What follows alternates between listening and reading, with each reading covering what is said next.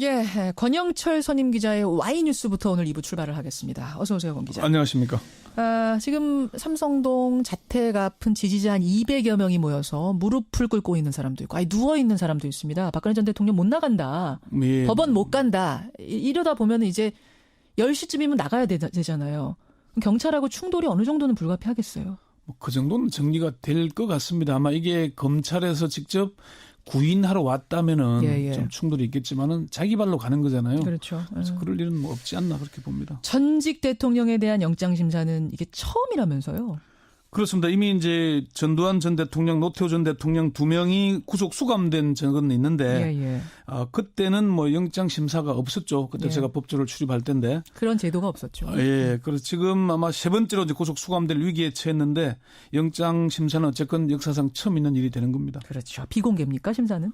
영장 심사는 원래 비공개입니다. 그동안은 영장 심사가 진행되면은 기자들이 이른바 벽치기로 문을 통해서 듣거나 뭐 좀 들었는데 새 나오는 거 듣는 거. 네. 근데 최근에는 그것도 뭐 어려운 데다가 특히 오늘은 철저한 경계 때문에 심사 내용이 밖으로 알려지지는 않을 것 같습니다. 영장 심사는 꽤 오래 걸릴 전망인데요.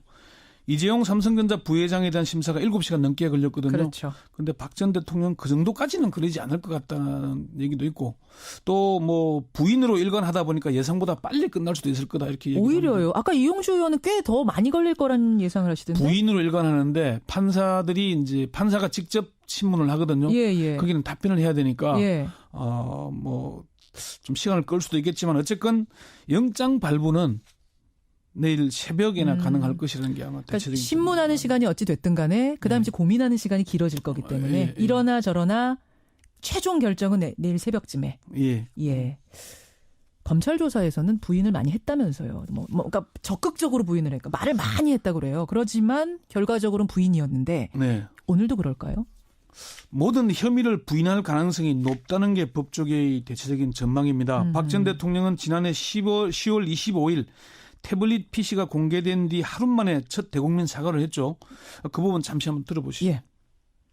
최순실 씨는 과거 제가 어려움을 겪을 때 도와준 인연으로 지난 대선 때 주로 연설이나 홍보 등의 분야에서 저의 선거 운동이 국민들에게 어떻게 전달되는지에 대해 개인적인 의견이나 소감을 전달해주는 역할을 하였습니다. 이때는 최순실 씨의 존재를 처음으로 인정하는 건데요. 그렇지만 내용적으로는 개인적인 의견이나 소감을 전달해주는 역할이라면서 사실을 축소하고 은폐하려 합니다. 그렇죠. 11월 4일 2차 대국민 사과를 했는데 그것도 잠시 들어보시죠. 2차입니다. 국가 경제와 국민의 삶에 도움이 될 것이라는 바람에서 추진된 일이었는데 특정 개인이 이권을 챙기고 여러 위법 행위까지 저질렀다고 하니 너무나 안타깝고 참담한 심정입니다. 내가 이러려고 대통령을 했나 하는 자괴감이 들 정도로 괴롭기만 합니다. 여기서도 미르와 K스포츠재단이 사익 추구가 아니라고 하면서 특정 개인 최순실에게 책임을 떠넘기죠. 그렇죠. 11월 29일 세 번째 대국민 사과를 하는데요. 잠시 들어보시죠. 저는 1998년 처음 정치를 시작했을 때부터 단 한순간도 저의 사익을 추구하지 않았고 작은 사심도 품지 않고 살아왔습니다. 그러니까 이거 말고도 정규제 TV 인터뷰를 봐도 그렇고 내 주머니로는 하나도 안 들어왔는데 내가 어떻게 공범이냐 이 주장을 계속하는 거잖아요. 내 주머니로 들어온 건 없다. 그렇죠. 근데 이제 거기에 대해서 법조인들은 이렇게 얘기를 하더라고요. 도둑이 같이 담을 넘었어요. A하고 B가. 근데 이 작물은 다 A가 취득했어요. 그럼 B는 도둑질을 안 한 거냐? 이런 논리를 얘기하니까 쉽더라고요. 그러니까 이렇게 부인을 하는데 1월 1일 갑작스럽게 열리는 기자간담회에서 삼성 합병에 대해서 완전히 엮은 것이 이렇게 또 부인했죠. 정규제 TV에서도 경제 공동체를 엮어도 너무 어거지로 엮은 거다 이렇게 얘기하면서 빠져나갔잖아요. 그렇죠. 그러니까 박 대통령이 지금까지 일관되게 계속 부인으로 오고 있는 거 아닙니까?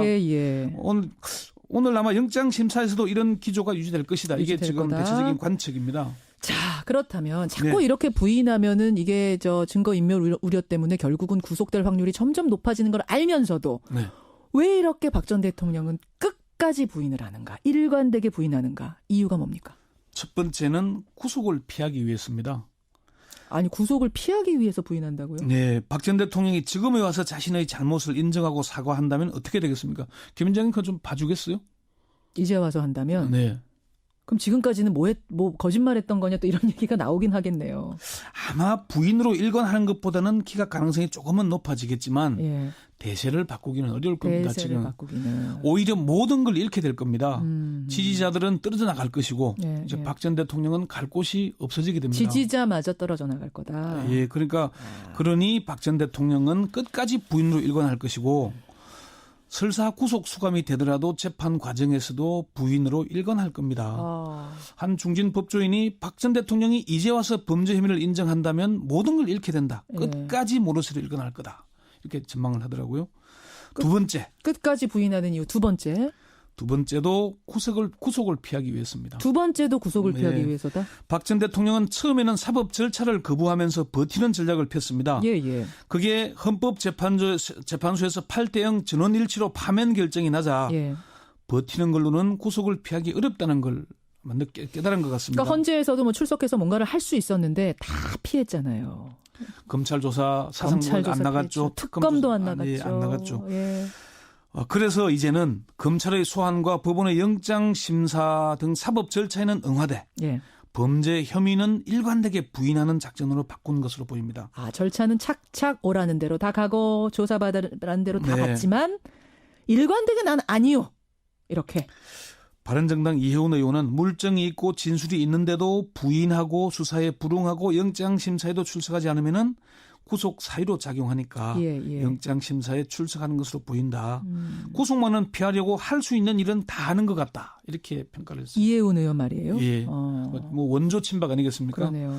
검사 출신인 더불어민주당 백희련 의원도 박 전 대통령의 관심은 어떻게든 구속만은 피하자는 것으로 보인다. 그러면서 끝까지 사실을 부인할 것으로 본다. 이렇게 얘기를 했습니다. 첫 번째도 구속을 피하기 위해서, 두 번째도 구속을 피하기 위해서, 그럼 세 번째로 부인하는 이유는 뭡니까? 역시 구속을 피하기 위한 겁니다. 역시 구속을 피하기 위해서라고요? 박 전 대통령은 지금까지 일관되게 자신의 책임을 부인하고 있습니다. 물증이나 진술이 나올 경우 자신은 몰랐다고 아래 사람들에게 책임을 미루는 겁니다. 국회 소추위 국회 대리인단 단장이었던 황정근 변호사는 박 전 대통령은 책임 전가행위다. 뭐가 드러나면 자신이 안 했다.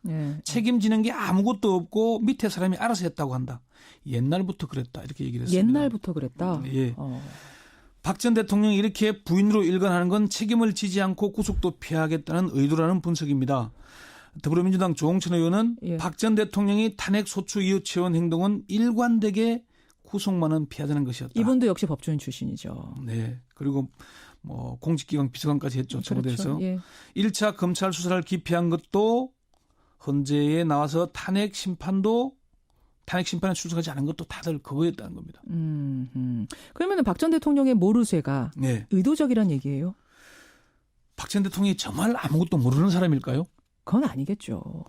법률도 모르고 잘못된 것이라는 인식도 없는 걸까요? 그 일부 정신과 의사들이나 정치권에서는 박 전 대통령의 성장 과정에서 제대로 된 법의식, 뭐 리걸 마인드 이렇게 얘기하죠. 없기 때문이라는 해석을 하기도 하는데 이혜훈 의원은 박 전 대통령은 바보가 아니다. 잠깐 이 부분의 분석이 흥미롭네요. 그러니까 사실 지난번에 그 특검의 조사관 이정원 변호사가 저랑 인터뷰했잖아요. 특검 팀 중에서 처음으로 인터뷰를 한 건데 그분 얘기는 박근혜 전 대통령의 가장 큰 문제가 뭡니까? 가장 큰 혐의가 뭡니까? 라고 제가 질문했더니 자신의 죄가 뭔지를 모르는 게 제일 큰 문제인 것 같다. 그러니까 이게 죄인지 아닌지를 모르는 게 문제인 것 같다라고 정확히 지적을 했거든요. 그거는 법의식, 법에 대한 인식, 의식, 상식이 부족해서 그런 게 아니냐라고 이제 생각을 했는데 이혜훈 의원은 다른 얘기를 한다는 거예요. 그렇죠. 2007년 이명박 전 대통령하고 검정 경쟁이 세게 붙었잖아요. 그때 이명박 전 대통령의 금품 수수와 관련 없는 일에 대해서도 그건 MB가 책임을 져야 된다고 목소리를 높였다는 겁니다. 법적인 책임을 져야 된다고. 이혜훈 의원은 그러면서 다들 왜 박 전 대통령에 대해서만 그렇게 관대한지 도저히 이해가 안 간다. 너무 국민들이 박 전 대통령에 대해서는 너무나 관대하다. 그렇게 얘기를 합니다. 그래요. 중견 법조인들은 박 전 대통령의 모르쇠가 처음에는 의도된 것이었다면 지금에 와서는 일종의 자기 최면에 걸린 것으로 봅니다. 자기 최면에? 나 진짜로 주머니에 하나도 안 들어왔는데 왜 내가 뭘 잘못했다는 거야? 이렇게 계속 그렇게 하다 보면은 사실이 돼버리는 거예요. 예, 그러니까 아까 이용재 의원 인터뷰했잖아요. 예. 계속 부인하다 보면은 스스로 그걸 사실로 믿게 된다는 겁니다. 너무나 뻔한 일인데도 법조인들 대부분 그렇게 얘기해요. 너무나 뻔한 일인데도 본인이 계속 부인하다 보면은 자신은 그걸 사실로 믿게 되는. 믿고 싶은 거겠죠. 자기 최면에 걸리게 되는 것이죠. 예. 그래요. 근데 진짜로 자기가 한 일을 모를 수도 있습니까? 그래서 일종의 사교 집단 같다는 얘기까지 하는데 이남희 박사는 망상을 공유할 경우에 그걸 진실로 믿는다. 일종의 사교 집단 비슷하지 않을까라고 분석을 했고요. 전효옥 전 의원도 박 전 대통령이 일종의 박정희 종교의 교주일지도 모르겠다는 얘기를 했습니다. 누가 그랬어요? 전효옥 전 의원이. 전효옥 전 의원 측근이었던. 예. 그리고 김종필 전 총리가 이런 얘기를 했잖아요. 언론 인터뷰에서. 뭐라고요? 박근혜 전 대통령은 한마디로 천상천하 유아 독존이다. 자, 여러분. 박근혜 전 대통령 왜 끝까지 혐의를 부인하는가. 지금 이 상황이 되도록. 오늘 그 이유 첫째, 둘째, 셋째 분석하셨는데 다 이유는 구속을 피하기. 구속만은 되기 싫어서. 예. 오늘 박근혜 전 대통령 영장이 발부될 가능성이 거의 99%라고 보는데 그 1%도 자신의 잘못을 인정하고 사과할 경우에 저는 그 1%가 생긴다고 봅니다. 그래요. 권현철 선임 기자 수고하셨습니다. 네. 와이뉴스였습니다. 판사들이 이제 판사가 직접 신문을 하거든요. 거기는 답변을 해야 되니까 뭐 좀 시간을 끌 수도 있겠지만 어쨌건 영장 발부는 내일 새벽에나 가능할 것이라는 게 아마 대체적인. 그러니까 신문하는 시간이 어찌 됐든 간에 그다음 이제 고민하는 시간이 길어질 거기 때문에 이러나 저러나 최종 결정은 내일 새벽쯤에. 예. 검찰 조사에서는 부인을 많이 했다면서요. 그러니까 적극적으로 부인을 했고 말을 많이 했다고 그래요. 그렇지만 결과적으로는 부인이었는데 오늘도 그럴까요? 모든 혐의를 부인할 가능성이 높다는 게 법조계의 대체적인 전망입니다. 박 전 대통령은 지난해 10월 25일 태블릿 PC가 공개된 뒤 하루 만에 첫 대국민 사과를 했죠. 그 부분 잠시 한번 들어보시죠. 최순실 씨. 그런 제도가 없었죠. 그래서 지금 아마 세 번째로 이제 구속 수감될 위기에 처했는데 영장 심사는 어쨌건 역사상 처음 있는 일이 되는 겁니다. 그렇죠. 비공개입니까 심사는? 영장 심사는 원래 비공개입니다. 그동안은 영장 심사가 진행되면은 기자들이 이른바 벽치기로 문을 통해서 듣거나 뭐 좀 들었는데. 새 나오는 거 듣는 거. 근데 최근에는 그것도 뭐 어려운 데다가 특히 오늘은 철저한 경계 때문에 심사 내용이 밖으로 알려지지는 않을 것 같습니다. 영장 심사는 꽤 오래 걸릴 전망인데요. 이재용 삼성전자 부회장에 대한 심사가 7시간 넘게 걸렸거든요. 그렇죠. 그런데 박 전 대통령 그 정도까지는 그러지 않을 것 같다는 얘기도 있고 또 뭐 부인으로 일관하다 보니까 예상보다 빨리 끝날 수도 있을 거다 이렇게 얘기합니다. 오히려요. 아까 이용주 의원은 꽤 더 많이 걸릴 거라는 예상을 하시던데. 부인으로 일관하는데. 권영철 선임 기자의 Y뉴스부터 오늘 2부 출발을 하겠습니다. 어서 오세요, 권 기자. 안녕하십니까. 지금 삼성동 자택 앞은 지지자 한 200여 명이 모여서 무릎을 꿇고 있는 사람도 있고 누워 있는 사람도 있습니다. 박근혜 전 대통령 못 나간다. 법원 못 간다. 이러다 보면 이제 10시쯤이면 나가야 되잖아요. 경찰하고 충돌이 어느 정도는 불가피하겠어요. 그 정도는 정리가 될 것 같습니다. 아마 이게 검찰에서 직접 구인하러 왔다면은 좀 충돌이 있겠지만은 자기 발로 가는 거잖아요. 그렇죠. 그래서 그럴 일은 뭐 없지 않나 그렇게 봅니다. 전직 대통령에 대한 영장 심사는 이게 처음이라면서요? 그렇습니다. 이미 이제 전두환 전 대통령, 노태우 전 대통령 2명이 구속 수감된 적은 있는데 그때는 뭐 영장 심사가 없었죠. 그때 제가 법조를 출입할 때인데. 여러 위법 행위까지 저질렀다고 하니 너무나 안타깝고 참담한 심정입니다. 내가 이러려고 대통령을 했나 하는 자괴감이 들 정도로 괴롭기만 합니다. 여기서도 미르와 K스포츠재단이 사익 추구가 아니라고 하면서 특정 개인 최순실에게 책임을 떠넘기죠. 그렇죠. 11월 29일 세 번째 대국민 사과를 하는데요. 잠시 들어보시죠. 저는 1998년 처음 정치를 시작했을 때부터 단 한순간도 저의 사익을 추구하지 않았고 작은 사심도 품지 않고 살아왔습니다. 그러니까 이거 말고도 정규제 TV 인터뷰를 봐도 그렇고 내지는 과거 제가 어려움을 겪을 때 도와준 인연으로 지난 대선 때 주로 연설이나 홍보 등의 분야에서 저의 선거 운동이 국민들에게 어떻게 전달되는지에 대해 개인적인 의견이나 소감을 전달해주는 역할을 하였습니다. 이때는 최순실 씨의 존재를 처음으로 인정하는 건데요. 그렇지만 내용적으로는 개인적인 의견이나 소감을 전달해주는 역할이라면서 사실을 축소하고 은폐하려 합니다. 그렇죠. 11월 4일 2차 대국민 사과를 했는데 그것도 잠시 들어보시죠. 2차입니다. 예. 국가 경제와 국민의 삶에 도움이 될 것이라는 바람에서 추진된 일이었는데 특정 개인이 이권을 챙기고